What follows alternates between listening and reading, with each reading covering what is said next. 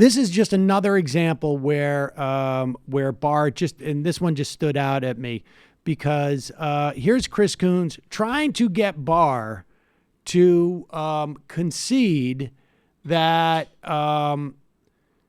even though it's not criminal, or it should be an offense for a candidate, some offense, maybe not a criminal offense, but an offense, considered an offense, to take damaging information in the context of a campaign from a foreign government intelligence agency. Now, of course, I want to preface this by saying we're undoubtedly engaged in this behavior in Venezuela right now.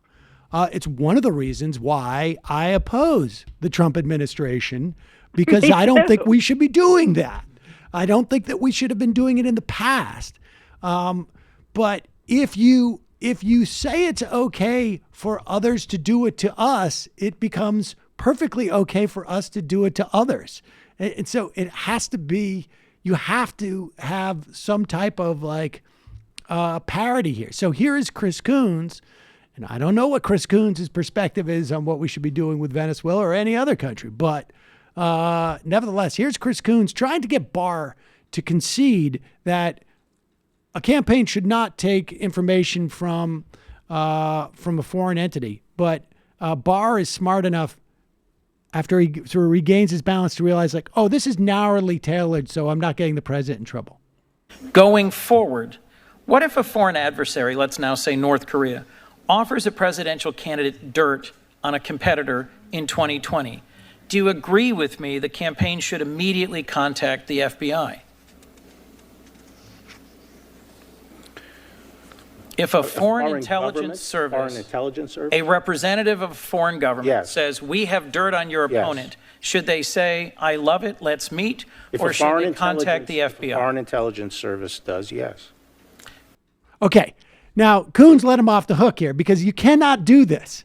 You cannot say, I'm going to give you the option, a representative of a foreign government or a foreign intelligence agency, because that's what Barr heard. I got the option. I'll just say the foreign intelligence agency. Now, of course, if you say that, you can say, well, they didn't know they were part of a foreign intelligence agency. They weren't part of a foreign intelligence agency. They were just like a friend of a foreign intelligence agency, and they gave us the information, that type of thing. So Coons, they were sloppy with this stuff in dealing with him, and that's why they needed a lawyer in there to get to Barr. But they didn't contact the FBI, and when you say should, and they don't, that becomes problematic, right? That's something that theoretically Congress should look at and say, you know what, you're really not worthy of being the president. The American people should say that. I Right. mean, this is just common sense. That of course, and this was happening all over the Trump campaign. I mean, what did they come up with? I mean, it was 100 different contacts, different people at different points, all throughout that campaign. And then, of course, we know how Trump has behaved since then. In fact, he just talked to Putin today for an hour and talked about the Mueller report. We're all in the clear. Apparently, he said, they talked about collusion, everything's great, they're all happy. I mean, I think we can assume that at no point did he say, hey, Vlad, bud, no more of this interference. And if anything, he did the opposite and pretty much gave him, a wink and a nod and a green light to do it again. Because there is no price to pay for either one of them, apparently, for doing this. So, this is sort of an ongoing thing, and I think Barr backed that up. I mean, by being very specific, and he kind of struggled a little bit for a minute, and then he heard that it's just as you said, heard that, representative of a foreign intelligence service. I mean, that's pretty specific. Right. And of course, that's not what they do. They have cutouts. They have, middlemen. They don't send over the head of the KGB or the North Korean Secret Service or whatever it is, and say, hello, we've got some information. Here's the papers. I mean, they have other people doing that. But the basic concept that it is wrong for you to welcome the sabotage of your I mean, we're not just talking about the social media campaign. That's kind of a propaganda campaign. It's almost in a different category. The hacking is the thing that they can't ever seem to really address. And the hacking, which is the stealing of information and using it to sabotage your rival's campaign, is really not any different than the Watergate break-in, where they broke into the Democratic National Committee to, look for information, put bugs into the phones, and they got caught. This is not ethical behavior. Let's just put it that way. And the idea that they're just sort of brushing that off as if it's no big deal is well, I mean, obviously they're giving a green light for it to happen again. And I'm always curious about the fact that these Republicans automatically assume it's going to benefit them. And, I mean, do they have assurances of that? Do they somehow know that they're going to be the beneficiaries? Because it seems to me they should be a little concerned. What happens if somebody does it for the other side? I mean, do they not? I mean, of course, they would, scream holy hell if that happened to them. But this is a very, weird moment in our. I don't think they have much to fear, frankly. I mean, look, right. We have emails from the Trump administration today that talk about, and I don't want to jump ahead here, but that talk about how they had no plan to reunite kidnapped children, migrant cat, and we're not going to hear much about it at all. I mean, the fact is that our media system is much more, and frankly, the nature of the support for the two parties is very different. And this type of information is just simply not as damaging to the Republicans. Right. I mean, what could we have found out about Donald Trump that would have shook his supporters? Right? Well, I mean, that's really the difference between, and that's why the Republicans don't worry about this. And it's really very depressing and distressing. This kind of stuff has been revealed, right? I mean, you've got this miscreant in the White House and completely unfit president. You've got now an attorney general that's engaged in a cover-up, and when you go and look at his past behavior, he covered up the Iran-Contra scandal.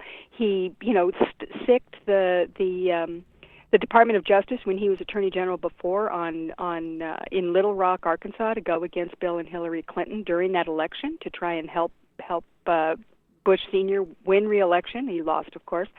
But, this is the kind of guy he is. We see it, everybody knows, and they're all cheering on that side. The difference is this, and it has to do with the two different parties, not the politicians who, they're politicians, right? They're going to do what they do. It's the voters. Republican voters are fine with this stuff. They are absolutely win by any means necessary. They do not care. The Democrats would police themselves.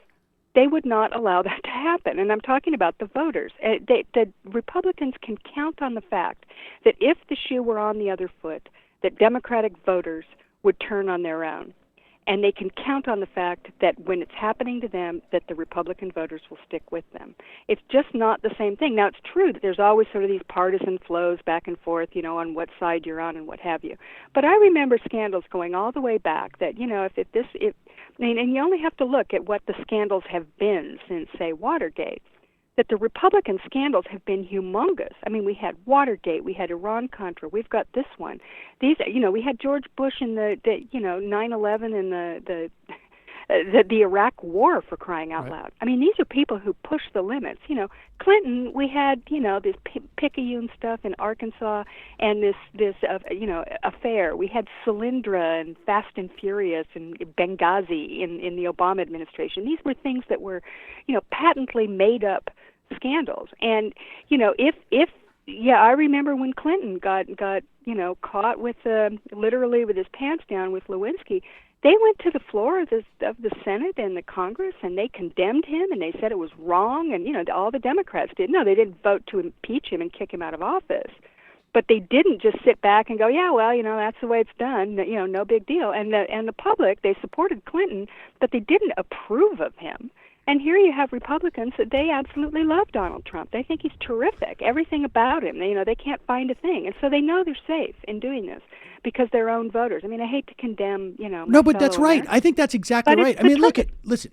try and think of the analogy of the Clinton emails that came out, right? That showed disdain for Bernie voters and stuff like that. Right.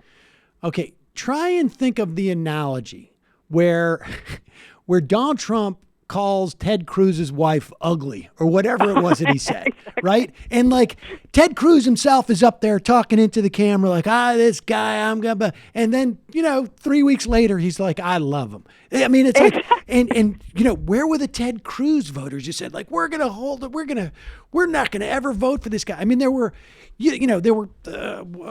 it Chaffetz who's like, I can't look at my daughter in the eye, and then literally like, he's invoking his teenage daughter as why he can't support Trump. And within weeks, he is supporting Trump.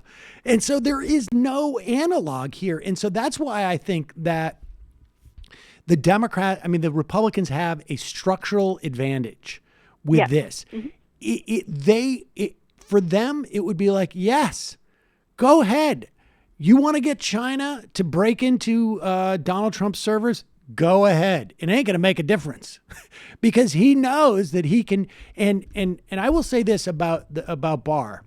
And let's play this. Let me say this, and then we'll play this clip with Kamala Harris because it leads into sort of like where 2020 is going. Barr is, and maybe it's because there hasn't been, I haven't been able to see campaigns in the same way, maybe in 2018 as we saw with Trump. But Barr and Kavanaugh, it seems to me, are two very much post-Trump performances, insofar as they just got up there. Kavanaugh a little bit more nakedly so. I don't think Kavanaugh has, frankly, Barr's intellect when it comes to answering questions, frankly. I mean, I don't think he's remotely close. But Barr also knew that he had, this was not a confirmation hearing. This was like, you can't touch me already. I'm already there. But they both sort of did stuff and nakedly avoided questions or lied about stuff where you had the sense that everybody in the room knows this, right? Everybody in the room knows he's lying or he's just being evasive. And nobody seems to care. It's just, this is the way it is. I mean, the Democrats showed a little bit more, anger towards it than they did under Kavanaugh. But there is no shame. That is no longer a leverage point.